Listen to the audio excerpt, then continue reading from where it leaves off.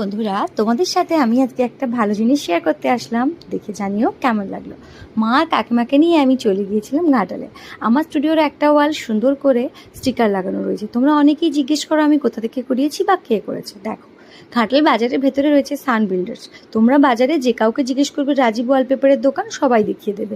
এই মসজিদটার ঠিক পাশেই রয়েছে। ওখানে গিয়ে আমি হতভম্ব যে আমি আমার স্টুডিওর বাকি দুটো দেওয়ালে কী স্টিকার লাগাবো। এতটাই অবাক হয়েছি যে আমি কিছু ভিডিও করে নিয়ে এসেছি। ভাবলাম ফেসবুকে আমার বন্ধুদেরকে একটু জিজ্ঞেস করি, ওরা অবশ্যই আমাকে গাইড করে দেবে যে কোন দুটো ওয়ালপেপার লাগালে আমার স্টুডিওটা বেশি সুন্দর লাগবে। তাই তোমাদেরকে আমি আমার পছন্দ করা কিছু স্টিকার দিলাম। তোমরা অবশ্যই আমাকে কমেন্ট করে জানিও যে কোন দুটো স্টিকার দিলে বেশি ভালো লাগবে।